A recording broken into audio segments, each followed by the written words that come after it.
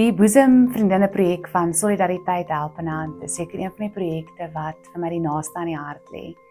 Dit is 'n projek wat ek ontsettend lief het, 'n projek wat ek sien groei het, wat ek gesien gebore geword het. Dit was fantasties geweest aan die hartjie van die Vrystaat. Het is by 'n streeksraadvergadering gesit en 'n vrou van Kansa het haar hand opgesteek en so 'n klomp tafels gewees en die vrou het haar hand opgesteek en gevra of ons dalk 'n borskankerprojek kan begin nie. En ons het dadelik besluit om met Kansa hande te vat en te sê, okay, maar hoe gaan ons hierdie sterker maak, bietjie van krag tot krag, van vrouekrag tot vrouekrag vat. En dit was 'n fantastiese reis geweest. Dit was 'n reis wat my oë oopgemaak het vir baie hartseer. Dit was 'n reis wat vir my baie nuwe vriendinne gegee het.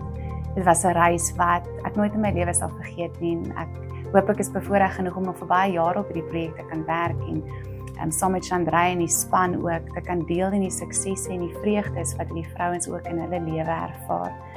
Wat vir my mooi is van die projek is hoeveel vrede dit bring, hoeveel gemak dit bring en hoeveel liefde dit saai.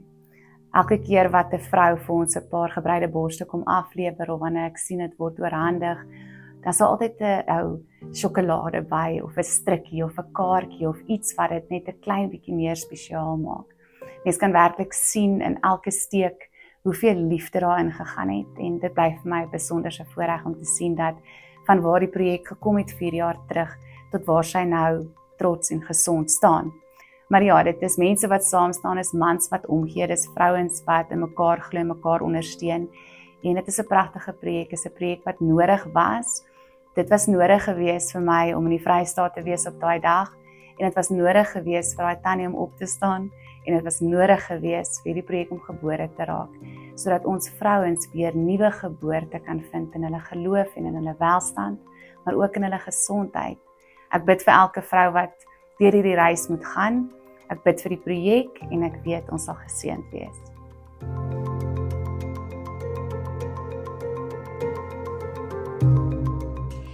Oktober is borskankermaand, so ons praat net weer vanoggend 'n bietjie daaroor. Onthou dat vroeë diagnose regtig die antwoord is. So hoe vroeër jy gediagnoseer word, hoe beter vir die uitkoms.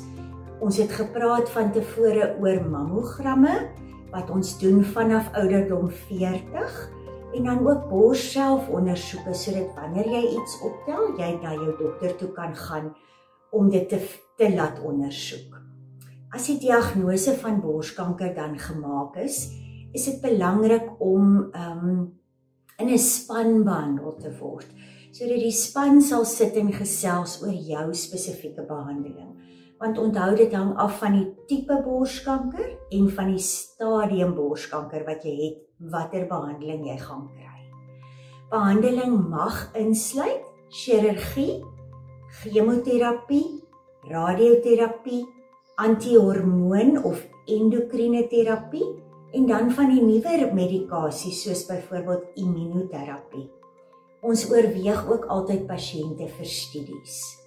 So wanneer jou behandeling dan klaar is, dan word jy weer deur daardie span opgevolg, sodat hulle seker maak dat die kanker nie weer terugkom nie.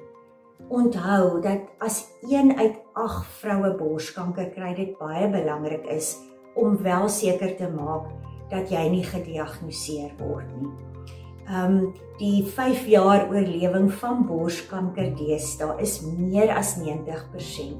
So daar is definitief behandeling en genesing vir borskanker. Maar dis regtig iets wat 'n mens fisies, emosioneel en geestelik aanraak en vir altyd verander. Nie net vir jou nie, maar ook vir jou familie en jou ondersteuningssisteem. Ek werk in die staatsdiens by Groote Schuur Hospitaal en daar word baie mastektomies gedoen, so die hele bors word verwyder. En veral in daardie situasie waar ons nie rekonstruksie vir ons pasiënte kan doen nie, of ons nie kan bekostig om vir almal duur silikon implants met mooi braas te kry nie, is daai gebreide borsies van soveel waarde. Ek moet sê, pasiënte lyk asof hulle die grootste geskenk kry as hulle na hulle mastektomie kom na jou toe vir 'n opvolg. Hulle het geen bors nie, hulle voel nie mooi nie, hulle voel abnormaal en ons gee vir hulle 'n bors of 'n gebreide bors om in hulle bra te sit. So dit word gemaak in verskillende groottes, A to G kap, en dan gee ons die pasiëntie die regte grootte, hulle dra dit in hulle bra, niemand kan eers agterkom dat hulle 'n mastektomie gehad het nie. Dis iets sags wat jy dadelik kan insit en natuurlik kan jy dit lekker was ook.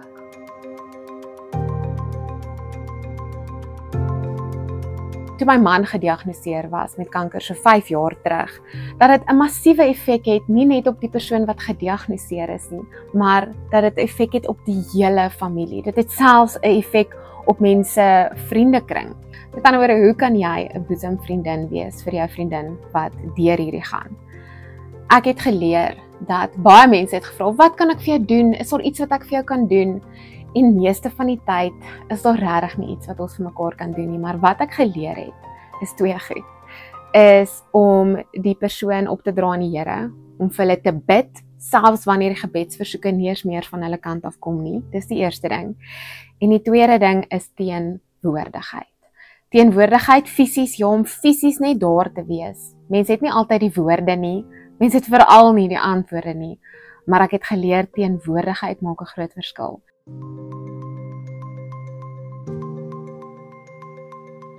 Junie 2024 het my lewe in 'n baie kort oomblik heeltemal verander. Ek sal nooit vergeet nie. Toe ek ingestap het by die radioloog vir 'n roetine mammogram. Teen die tyd wat ek daar uitgestap het, tot die lig vir my anders gelyk. Ek dink die oomblik wat jy hoor daar's 'n moontlikheid van kanker in jou liggaam, verander dit onmiddellik alles binne in jou. Ek dink wat vir my ongelooflik belangrik was, is hoe ek die boodskap oordra, veral aan my familie, aan my gesin, aan my kinders. En waaroor ek diep dankbaar is dat ek self in beheer was van hoe ek die boodskap kon oordra. Ek het dit eintlik eers baie later besef hoe belangrik dit vir my was om op my tyd, op my terme, dit met hulle te kan bespreek. En ek dink dis ook 'n baie belangrike ding, om eers vir jouself alles in jou kop uit te sorteer, en jou hart uit te sorteer, en nie gedwing te voel om onmiddellik by die huis in te storm en te sê, hoor hierso, mamma is nou siek nie. Ek dink nadat ek die nuus gekry het, het ek omtrent eers 2 weke later vir my kinders daarvan vertel. Want ek wou eers self al die feite kry voordat ek met hulle gaan sit en sê, dit is wat nou met my gebeur. As ek kan raad gee vir vrouens wat deur so iets gaan, iets wat my en my man ongelooflik gehelp het, was die feit dat ons 'n besluit geneem het om nie te ver vooruit te dink nie. Ons het gedink van doktersafspraak tot doktersafspraak, tot die volgende bestralingssessie. En dit het my amper half in die nou laat leef, en nie wat kan, wat as, wat, jy weet. So as ek kan raad gee, is moenie te ver vooruit dink nie, en moet ook nie gaan Google nie, want die oomblik as jy Google, dan kry jy dit gaan net met jou kop speel. Moenie gaan Google nie. Gelukkig is dit ongelooflik vroeg opgetel. Dit is nog opgetel voordat ek dit enigstens kon voel, sonder jy weet, dit was regtig net 'n roetine mammogram. Dit is hoekom dit vir my so belangrik is dat om die boodskap net uit te kry dat vrouens regtig moet gaan vir hulle mammogramme. Moenie dit op die kantlyn skuif nie. Die eerste bestralingssessie was nogal vir my op 'n emosionele vlak baie moeilik gewees, in terme van die groep mense wat hier om my gesit het, wat ook gewag het vir hulle bestralingssessies. En ek het daar gesien dat kanker vra nie hoe oud, wat se geslag, waar jy bly, wat is jou status in die lewe, wat is jou beroep nie. Dit is 'n siekte wat enige een van ons enige tyd kan tref. Ek dink een van die hoogtepunte was met my laaste bestralingssessie, het ek die voorreg gehad om self daai klok te lei. En dit was vir my 'n ongelooflike emosionele oomblik om die klok te lei, om te dink, wow, ek is nou al hier. En ja, dit as jy gediagnoseer word met kanker, die pad eindig nie daar nie.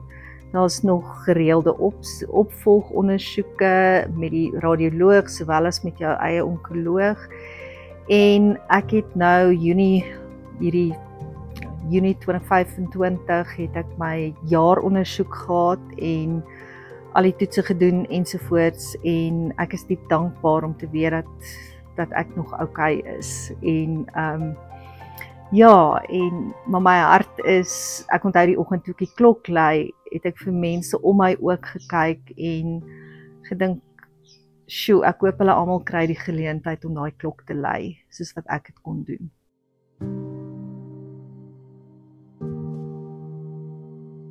Is 'n hartsprojek. Dis 'n projek vir die gemeenskap, deur die gemeenskap. Boesem Vriendinne kan nie voortbestaan sonder noue samewerking uit die gemeenskap en ons kosbare vennote nie. Ons koester ons vennote. Ons werk nou saam met ons vennote soos USN, SOX en saam met Kansa. Kanker is 'n ding wat lewens verwoes, maar Boesem Vriendinne bied emosionele en fisiese ondersteuning aan vroue. Dis 'n projek van omgee en liefde. Wees 'n boesemvriendin vir jou mense.